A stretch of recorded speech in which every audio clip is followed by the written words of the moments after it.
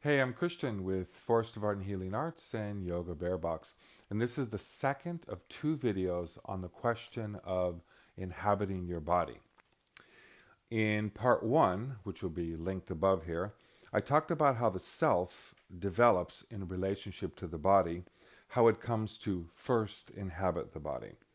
I said that the body exists as a biological entity from conception. The mind begins at around 6 weeks in the womb when the embryo begins to feel the first sensation, which is touch. But the self does not develop until well into infancy, when the infant comes into an encounter with the people who are raising it. The infant's mind registers the sensations of touching, feeling, cleaning, holding, and rocking at its skin and through its kinesthesis. And in this manner, the infant becomes aware of an other at its skin boundary. But then it becomes aware of another other, of an other to the other, through which a series of organizing moves in its mind it comes to constitute as the entity that is the I, or itself, the infant. Now there is a self to inhabit the body. The infant's I can inhabit its body. But this process occurred only through an encounter with the other. And consequently, the other remains a part of the developing person's self for the rest of his or her life. Now, the newly developed self needs and desires the other. And through this privileged position in the self, the other, or others it encounters throughout life in its family, school, workplace, relationship, society, can exert a determining influence on the self. The way our societies are organized in modernity, these others that make up one society tend to exert an alienating force on the self to take it away from its body. This inevitably leads to physical discomfort, injury, and disease, which is then treated by an alienating style of medicine called allopathic medicine, the dominant medicine of modernity. Now, luckily, we have healthcare practices that help one re-inhabit one's body and become whole again. We call these holistic medicine. And the ones that we practice at Forest of Art and Healing Arts, and for which we sell products at Yoga Bear Box, include massage, self-massage, and movement therapies such as yoga, qigong, tai chi, Feldenkrais, and Movenat. In this video, I will discuss how bodywork, self-bodywork, yoga, and Movenat movement therapy can help you re-inhabit your body. I want to focus only on two mechanisms through which these practices achieve this. The first is empathy, which leads to an increased awareness of the body by tracing and reflecting the body and uncovering problem areas in your body that you may have been blind to. And the second is the encounter with the otherness of the practice itself, which confronts the self, increasing its awareness and challenges it to change. Let's explore this first in bodywork. Bodywork, which includes all forms of massage, structural massage, relaxation, craniosacral therapy, visceral manipulation, lymph drainage, all of which we practice here at Forest of Art and Healing Arts, starts with an empathic approach by the bodyworker, who feels the person's body, and through feeling it, traces it for the person. The bodyworker's trained hands naturally move towards a tight area in the person's body. This is because the bodyworker empathically reads the body.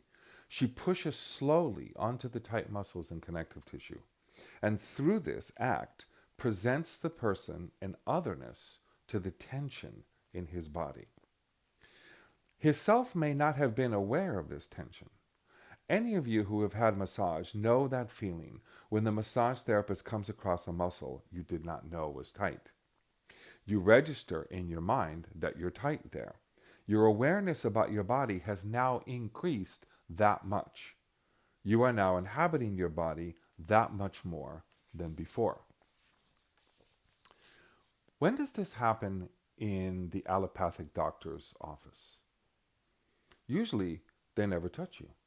They listen to your symptoms for 5 minutes, prescribe you a medicine, and move on to their next patient. The medicine is usually meant to dull the pain or get rid of the symptom. Allopathic medicine rarely gets to the root cause of the problem and almost never helps you re-inhabit your body so that you can prevent the problem in the first place. But in a massage, you are re-inhabited into your body for the entire length of the session.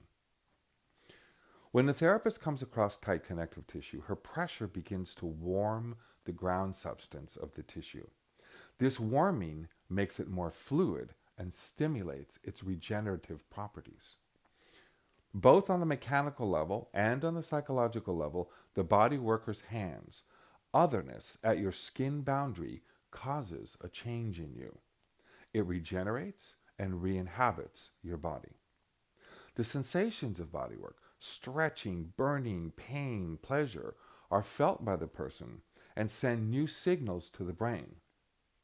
This new kinesthesis is the basis for a new body awareness after the session, and that awareness lasts as long as the person retains its change. Soon enough, oppressive factors in the person's life attempt to return the body to its alienated state. But over time of receiving regular bodywork, the self begins to refuse and resist this alienation. The possibility for rebellion against somatic oppression grows. Now let's say that you don't have access to a body worker, whether for financial or scheduling reasons, or aren't allowed to go see one during the restrictions of the pandemic. You can also achieve many of the same effects using self-massage tools. At Yoga Bear Box, we sell these yoga tune-up balls, and you can use them as your always on-call body worker. They help you re-inhabit your body in almost the same manner that a live body worker does. Now, the balls won't provide you with the effects of having a live other empathically read your body, but they present their own therapeutic otherness in the following manner. First, if you follow the suggestions of the ball's inventor, Jill Miller, for how and where to use them, you are, in effect, using her as your body worker, as the other who says, in her books and videos, where to place the balls and how to move them. Say she says that you place the balls on your back between your shoulders and roll in this way. During that process, you will most likely find a blind spot of tension that you did not know was there. The ball, led by the instruction to roll like this or that, will increase your awareness and help you to re-inhabit your body.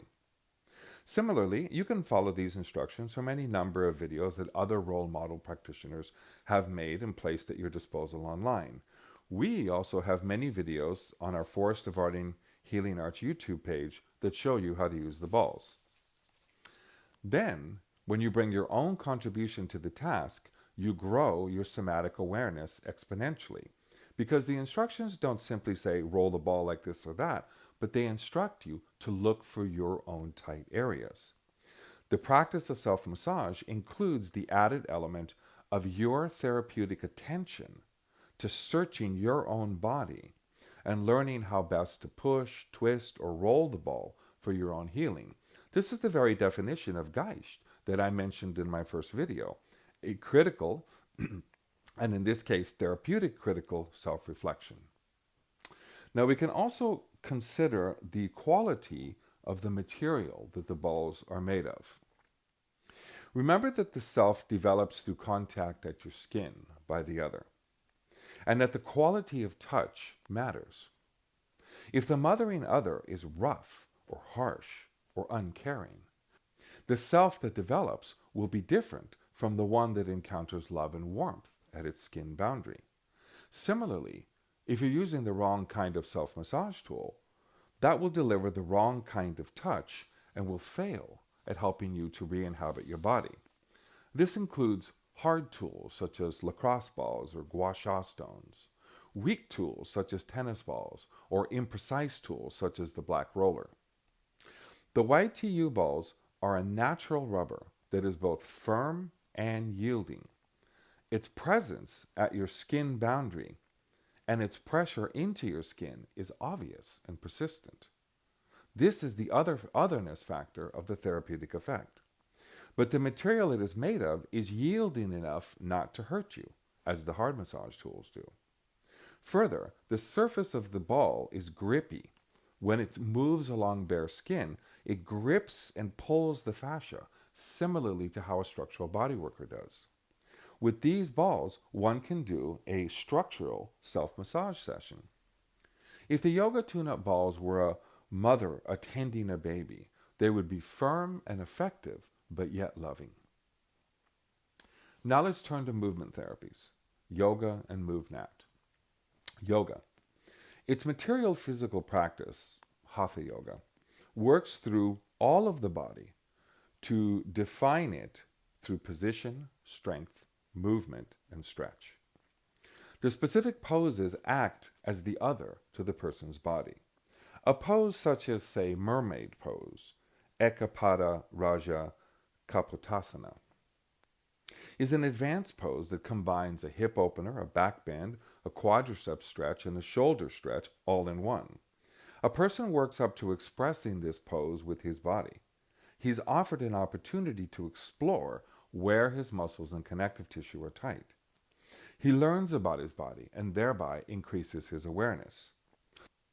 This very act of yoga promotes re-inhabitation of one's body. And one does not need to do mermaid pose to get all these benefits. Even a simple forward fold provides a wealth of information. If one takes a yoga class, then there's a live other present, the teacher. The teacher can provide an empathically derived practice for the bodies on the mats. She knows her students and she can even deliver individual instruction. Most of you who have taken yoga in a class know what it feels like to have the teacher come over and make a small adjustment to your pose with her hands. Her expertise and empathy reads your body. Her precise adjustment alters and thereby affords you a chance to re-inhabit your body. When was the last time that a medical doctor placed his hands on your body and helped you settle into it comfortably? And what about after a session of yoga? Your connective tissue is stretched to different lengths. Your body parts are in a different alignment. Your energy level has changed. A session of yoga reaps loads of new kinesthetic information and allows for new sensory engrams to develop. You are now inhabiting your body for the next few hours at least. And similar to the massage balls, yoga props also act as an other to the body. For example, if one does a back bend over a bolster, the bolster pushes firmly up on the mid-back, gapping the rib cage in the front, stretching the chest connective tissue, and requiring that one relax one's chest muscles. The prop's positional spatial challenge to the body allows the body to learn about itself, the other to the other over which it is stretching. Also, say you stretch your legs up the wall or do a twist at the wall. The surface of the wall is the other to the body that is forced to reflect on its capacity to stretch at a wall. Even a yoga mat acts in this manner of otherness to the body through its sticky surface. For example, to express downward facing dog pose, one exerts a push with the hands and the feet away from each other. The sticky mat resists, and the force is reflected back into the body to lift the hips into the air and express the pose. All of these movements, poses, and props in yoga work together as a holistic practice to help the practitioner re-inhabit his own body. Now let's turn to exploring the possibility of re-inhabiting the body using a movement work called Movenat. First, let me note that re-inhabiting the natural movements of the body is the founding principle of Movenat. It's in its name. The founder, Erwin LaCour, is critical of modern life for alienating us from our natural capacity to move. He offers a set of movements and experiences in Movenat classes as a means to rediscover one's body. Movenat moves include rolling, sitting, reaching, getting up, rotating, crawling, jumping, climbing, lifting, carrying, throwing, and balancing. Trying to do all of these movements is like a checklist for one's somatic competence. The movements work through all of the body to define it, tracing it through joint mobilization. And in this manner, it finds blind spots in our body and helps us to re-inhabit our body. Similar to a yoga teacher, a Movenat teacher leads his students through the set of movements and empathically reads and adjusts each student's body as needed. And similar to a yoga class, one feels differently in one's body after a Movenat session. One has a new set of kinesthetic information with which one can build a healthier body. Another feature of Movenat is that it is typically practiced in the natural environment. The movements are performed on the irregular surfaces of earth, rocks, trees, waterways. This greatly increases the awareness possibilities as the natural environment offers a nuanced and changing otherness to the person. Even when Movenat is practiced in a built environment, the features of the built environment, stairs, ledges, walls, benches, serve the purpose of the other to the body, over which it will discover and train its capacities. Being in the zone of somatic awareness and inhabiting one's body serve as a means of preventative medicine.